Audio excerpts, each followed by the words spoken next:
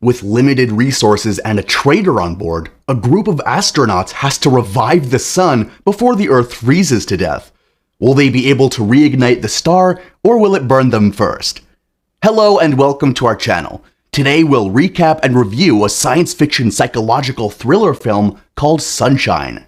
Let's check it out. It's the year 2057 and the Earth is facing yet again another extinction, and this time it's mankind. In this instance, it's not from an asteroid impact or a volcanic eruption. The sun is dying and the whole planet is freezing to death. 7 years before the present time, the Icarus project sent a spaceship, Icarus 1, to reignite the sun with an enormous stellar bomb. However, they failed and they got lost in space before they could even reach the sun and lost all communications with Earth. 7 years have passed and they started another mission to do this again, this time with Icarus 2. This is led by the physicist in charge, Robert, and 7 crew members. With Robert's expertise, they are bringing the same payload, the stellar bomb, to deliver the payload to reignite the dying sun. Dr. Searley, a psychological officer, observes the sun in its full brightness through a simulation. It appears that he finds it intoxicating to watch the sun without any eye protection. He shares this with the other crew members over mealtime and even recommends that they do the same. James, the ship's engineer, comments that he feels much saner than Dr. Searley because of this obsession with basking in the sun.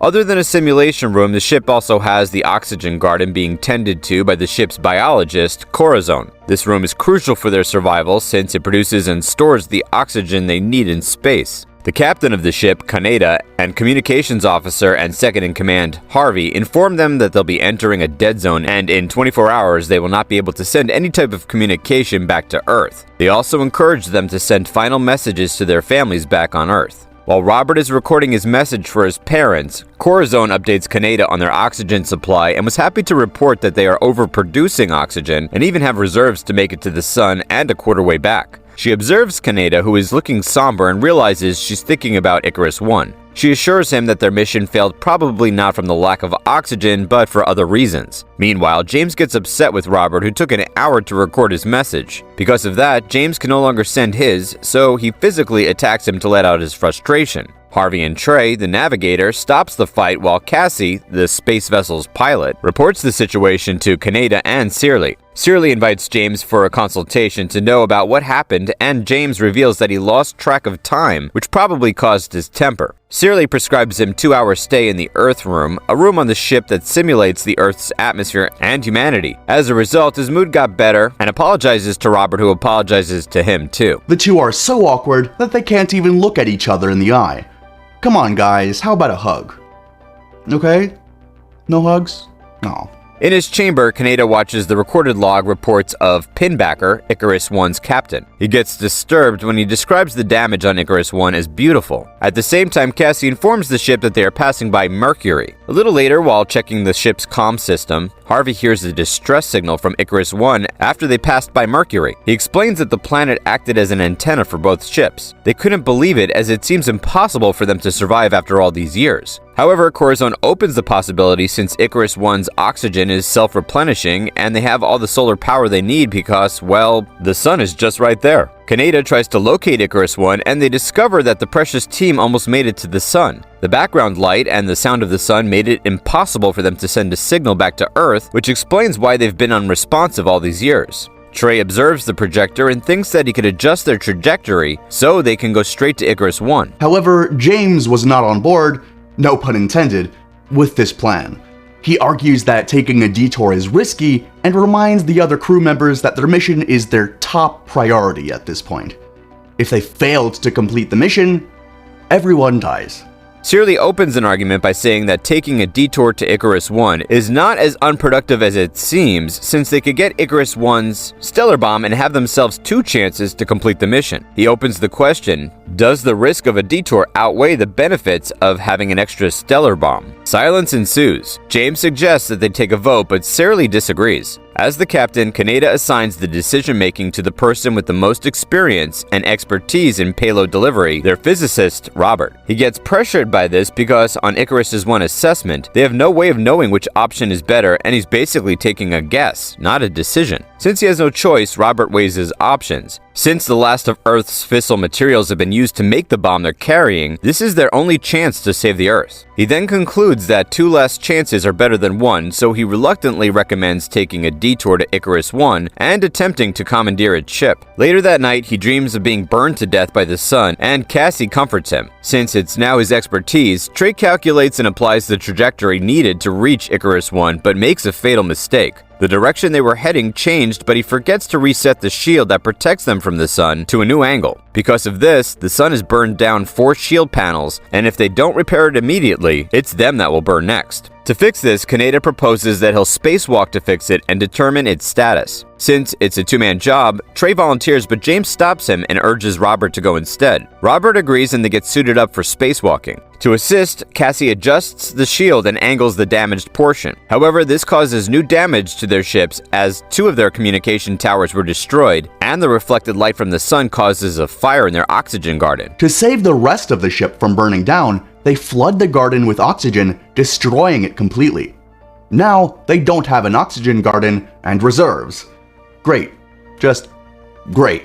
Cassie advises Robert and Kaneda to return to the ship, but he refuses because it's crucial that they repair the shields immediately, otherwise they will all burn from the sun. When the shield returns to its right alignment, Kaneda orders Robert to return to the ship and finishes the mission on his own. As a result, he burns from the sun exposure while Robert gets to hide behind the shield. Everyone on the ship is mourning his loss, but Trey is more devastated than others. Because of this, Searle diagnoses him as a suicide risk and contains him in a chamber. As the new captain of the ship, Harvey briefs them on the status of the ship. He tells them that they don't have enough oxygen reserves to get them to the payload delivery point and the return journey. He adds that reaching Icarus 1 and whatever they could salvage from the ship is their only hope. However, Corazon discloses to James and Cassie in private that they have enough oxygen reserves to reach the delivery point, but not for everyone on the ship.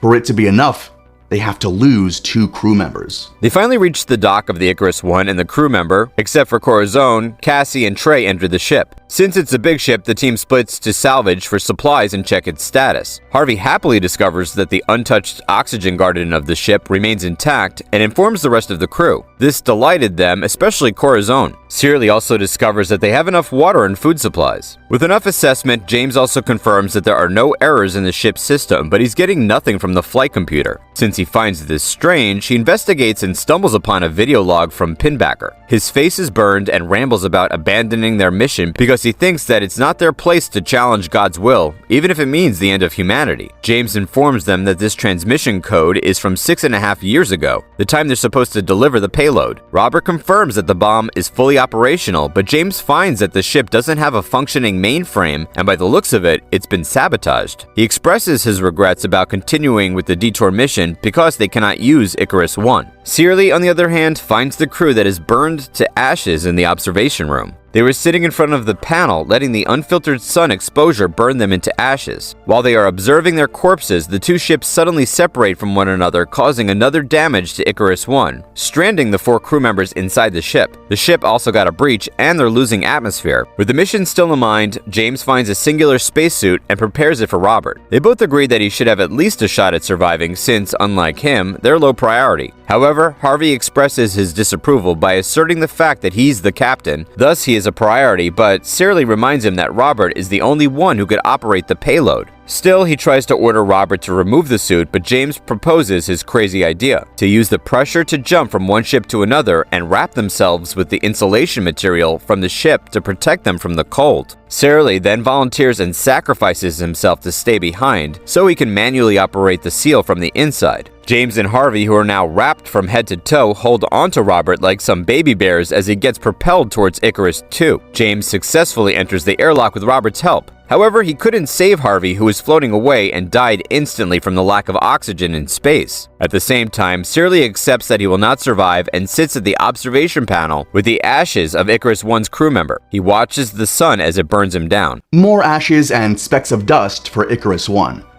This definitely sounds like a nightmare for someone with severe allergies, huh? Well, this is a nightmare for anyone who's terrified of burning down or dying in space, which is, well, everyone. After checking the systems, they discovered that Icarus didn't disconnect the airlocks, and there was no error in the systems too, which could only mean that someone did it manually. Since James, Robert, Cassie, and Corazon can vouch for each other's innocence, only one person comes to mind: Trey. Robert defends Trey, saying he cannot do it with his state of mind. However, James says they cannot take a chance. Corazon also adds that eliminating Trey will make it possible for them to have enough oxygen to reach the delivery point. Seeing that no one dares to do it, James volunteers to kill him, and Cassie requests that he does it gently. He walks alone to the chamber where Trey is contained and grabs a scalpel. However, to his surprise, he discovers that Trey has already ended his own life. James blames the death of all of his crew members on Robert's decision, which angers Robert, so he tackles him and they fight. However, they become breathless since they have a limited air supply. Maybe we should all conduct conflict resolution in space.